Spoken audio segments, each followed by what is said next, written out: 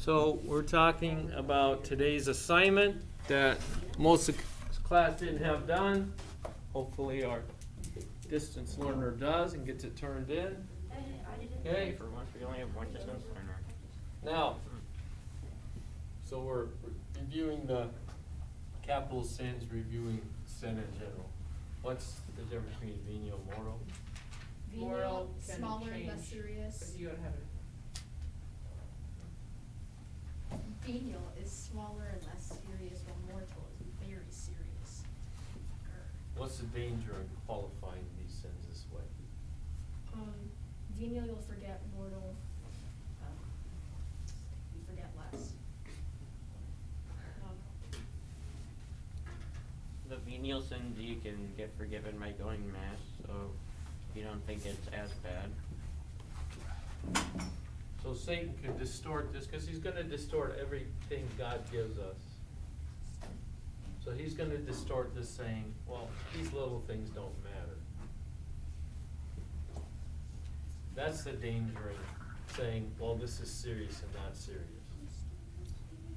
Because sometimes we think of mortal sin as like one action.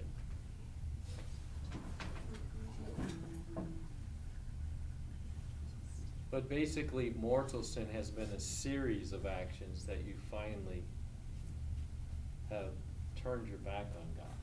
Remember, venial sins, we're still what? Many ones. We still have our eyes on God. Mortal sin, we're actually turning our back. But every venial sin, okay, if you get far enough away from God, you're not going to be able to see Him. So you can actually get into a state of mortal sin just by doing a bunch of venial sins and not forming your conscience. Not recognizing these sins here and asking God. And if today's assignment, if you did it, we'd see that we sin because of the battle we're in with what? Our flesh. Your flesh, which has the fallen nature, which is corrupted, which tends to be immature. Okay? And the world, which has given you the message that these are the most important things. That's why the world creates greed in you, because it's telling you Want more. you need these things, when really they're what? Abstract. They're wants. I'm not going to die from not having them. But if you look at the world, the message is, I'll die if I don't have these.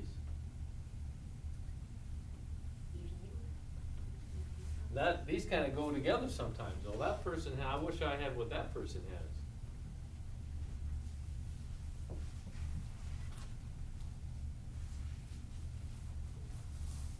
And we've been looking at lust in this book because you won't see it anywhere else after school. So the message here is this is okay. Not using your gift of sexuality according to God. You're going to get that. You get that message every time you watch a movie or watch TV.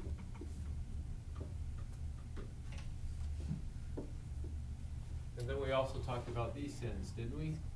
What? Yeah.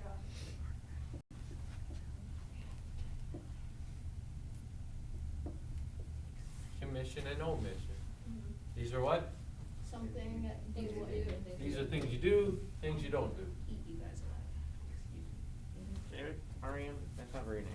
Okay. An excuse to keep them. And we want to look at an issue today that I usually get the most grief on, and that is modesty.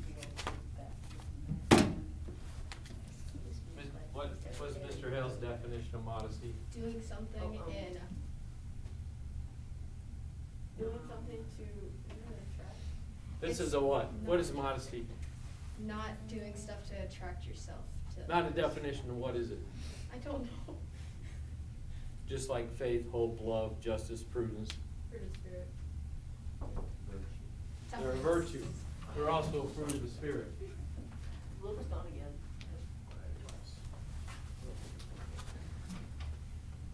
So it's a gift from God that helps us what? Virtues help us fight sins.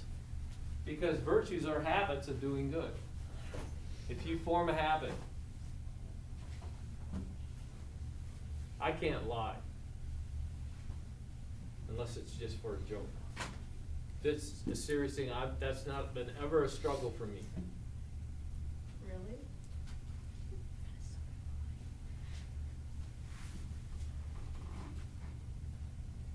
I would feel terrible.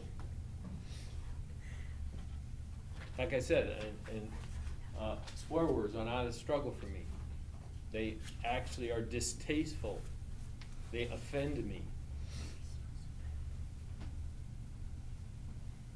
But there are other sins that I struggle with regularly.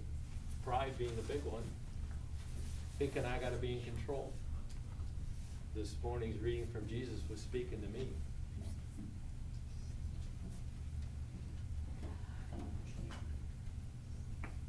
Thinking I don't need any help.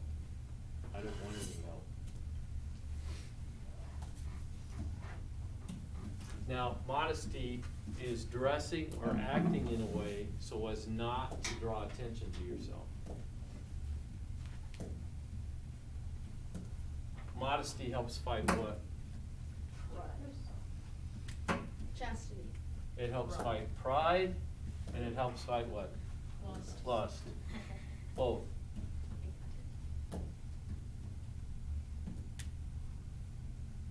And sometimes we think, well, this is kind of a double standard, kind of put, you put all this thing on the girls, Mr. Hale. So we're gonna have a song here on modesty, A song? a song. Yeah, Israel should sing it. This will be fun. That all the other 8th graders thought was lame, so I thought I'd show it again, because I like making the 8th graders think things are lame. That's a weird thing for me, but. Israel, you should sing it right now. And then we have a short little talk. If you want to, there's another video that, if you want to learn about the history of the bikini, Yes. that's on the Google You know website. something you even don't want to talk? Yeah. I don't even know what you're saying. But this goes back into, again, the difference between men and women. Okay? And so we have a short video about that. He'll explain that. And then the one on, this isn't our music video Monday, but, so we'll do that. Jameson, you've been singing it. Hit the AV mute, Sam or Lily, will you please?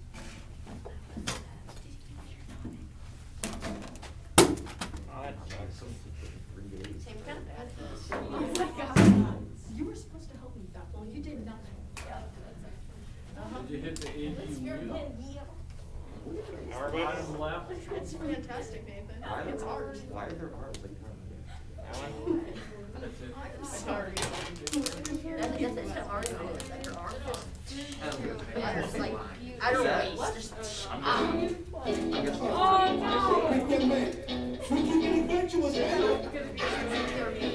Dressing modest, we know it's rough. When the world is making it so tough, don't need short skirts or low cut shirts. Getting away that you are, that's not everyone else doesn't seem to care. Everyone else but you, baby, you light up the world like nobody else. By the way that you speak and respect yourself.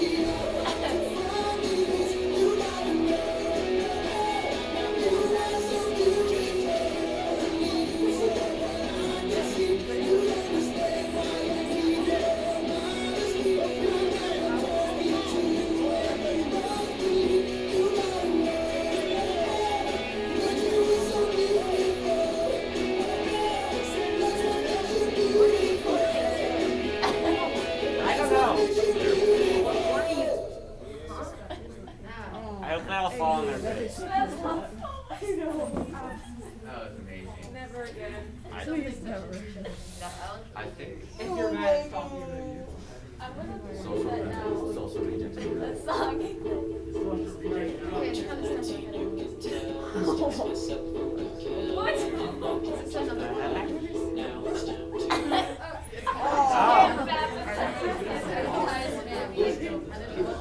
to see the hidden intentions of the human heart. Just as a woman may be seduced through the ears, so often the guys are seduced through the eyes. And if you women can just understand, it's not, modesty is not covering up your body because it's bad, it's because it's so good. Because it is so great, if we see too much of it, I'm telling you as a man, we get distracted from seeing the rest of the beauty that you possess as a woman. In fact, I didn't really understand how to treat a woman until I dated women in college who dressed modestly. It was captivating. You could take her seriously as a woman. She wasn't trying to make boys stare at her body parts so she'd feel secure, and she had a good figure. She could have dressed like boys, check this out. The way she dressed, to me, is as if she was saying, hey boys, frankly, I'm worth waiting to see. And you couldn't get bored with this girl. This attitude of, you will not lift the veil over this body until you lift the veil over my face. And you know how easy it's automatic respect would come from that. And a woman deserves respect no matter how she dresses. But if she can understand our weakness in this arena as men, she will do us a great favor and help us receive her with the love that she longs for. And in the Song of Songs, we go back to there, the author says about the woman's body, he says your body, he says, it is a garden that is locked. It is a fountain that is sealed. Now, in Old Testament times, fresh water was scarce. So springs of water that are fresh would often be enclosed with a lock and walls so that no stranger could come in and steal or contaminate the water. And he says, this is like the body of the woman. Because of its great value, it is guarded, it is veiled because of the mystery. And it was Alice von Hildebrand said this about the woman's body. Very perceptive. She says, first of all, the woman's intimate organs are hidden from sight. They're inside her body. And what is hidden usually refers to something deep and mysterious. We hide secrets. We hide what is personal and intimate. Now, if you think of your body as this great beauty that is a mystery, you think, well, if you're the most beautiful thing on earth, God's the most beautiful thing in heaven, how does he reveal the beauty of his mystery? Look at the Old Testament. The Holy of Holies was enshrouded in one veil, behind another veil, walls. The Holy of Holies, and only one man, the high priest, once a year on the Day of Atonement, could enter to the Holy of Holies, and he would do so with trembling reverence. Theologians have speculated that he would wear around his waist a rope tied around his waist, bells around his ankles. They could hear him walking. If the bells stopped for a prolonged period of time, it was assumed he was probably dead from coming into the presence of the glory of God. And they would have the rope around his waist so they could pull his body out of the Holy of Holies without having to traverse into the sacred place. He would walk in with trembling reverence. And I think it should be the same thing with the woman's body. That in the Old Testament, only one man was worthy to see the glory of an unveiled mystery. Likewise, women, only one man, your spouse, is worthy to deserve to see the glory of the unveiled mystery of your body. And I think if a woman can perceive her body in this way, you'll realize that I'm not just like inviting you to try not to hook up next week. Like, I'm inviting you women to be possessors of a deep and radiant purity, to inspire men to become worthy of you. And you may think, well, Jason, like, deep and radiant purity, look. Oh, that just like cut off in a weird moment. Whoa. What's that? Where's that pizza pepperoni? You have music now? Oh. Hey, what's the holidays? Yeah, think of other videos.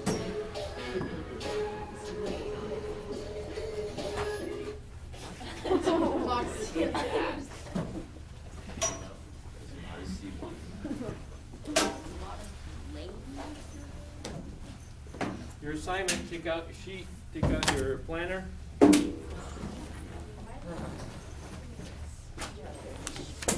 Read pages 83 to 87 and take down the 5 most significant things that you got out of it. You said what? 83 to 87, 5 things.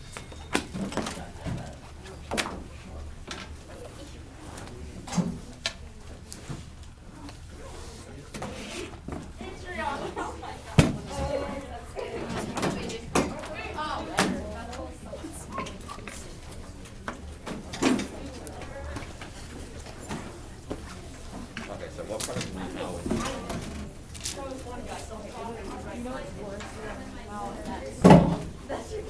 do you you want me to start singing that? I'm sorry, you are. I'm not that weird. Mr. Happy?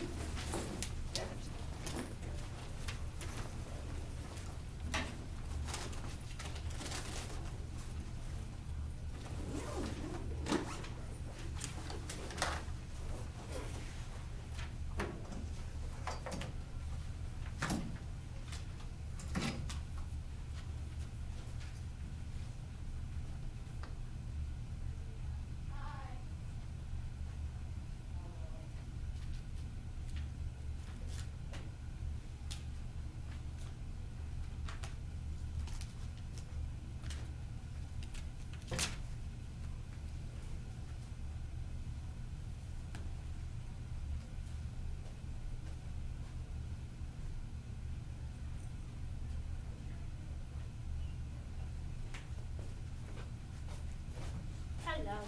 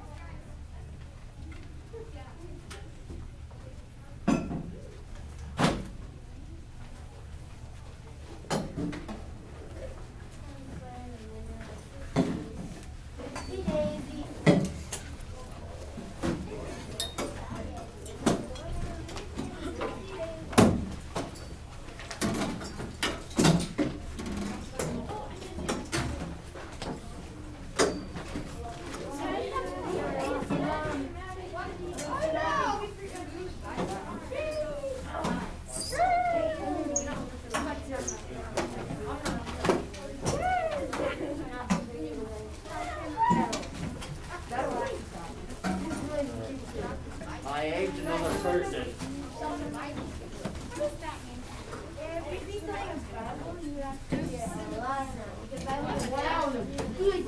Yeah, test, what?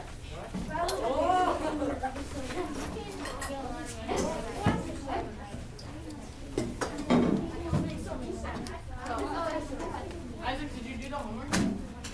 The what? Like read. Oh yeah, that. Oh, it was like a tape, right? Whoa, that's kind of appropriate.